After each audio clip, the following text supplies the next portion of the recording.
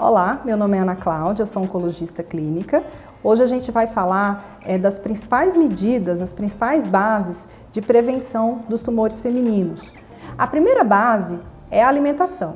Ter uma alimentação rica em alimentos vegetais, como verduras, frutas, leguminosas, grãos, nozes, faz parte da base da alimentação saudável.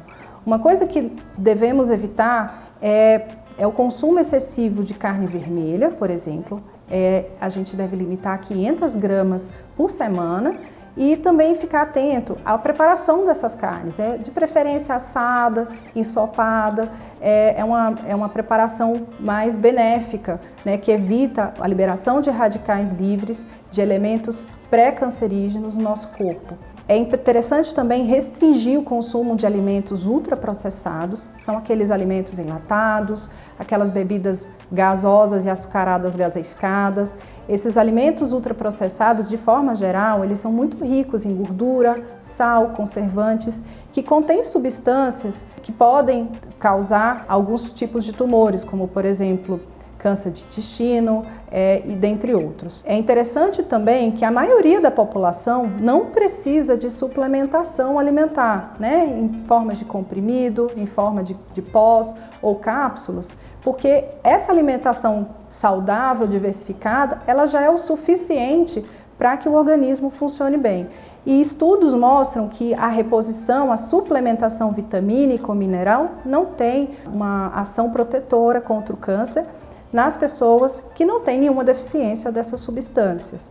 A segunda base importante são medidas comportamentais, atitudes que nós podemos tomar que são preventivas contra a maioria dos tumores, tá? Como, por exemplo, a redução do peso, né? O controle da obesidade, ele é muito importante para evitar tumores como, por exemplo, câncer de mama, intestino, endométrio, tá? Isso também tem uma conexão forte com a atividade física. É interessante você fazer atividades físicas regulares, pelo menos 30 minutos por dia, e a atividade física que a pessoa consiga ter maior aderência. Uma outra medida comportamental é o uso de protetor solar, né?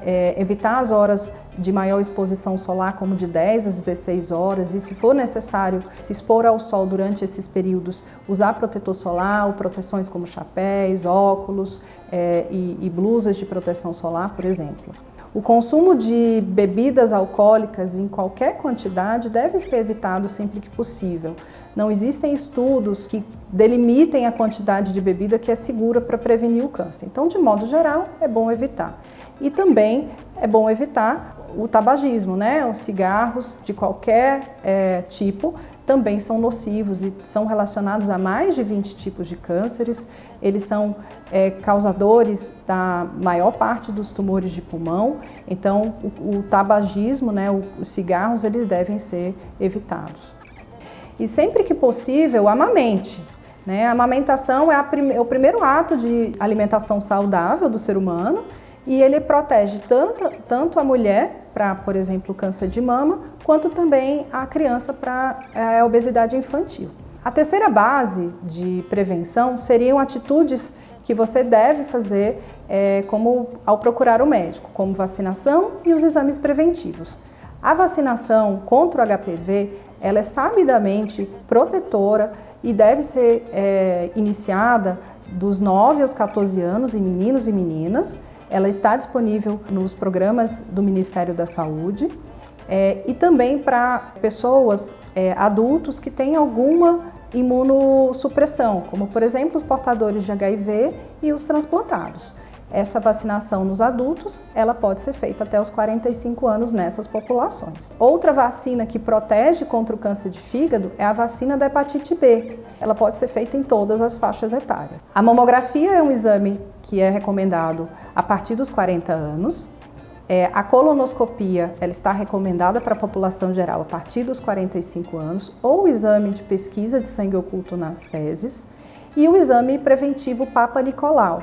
Ele pode ser iniciado dos 25 aos 64 anos. A paciente ela precisa ir em consultas regulares com seu ginecologista.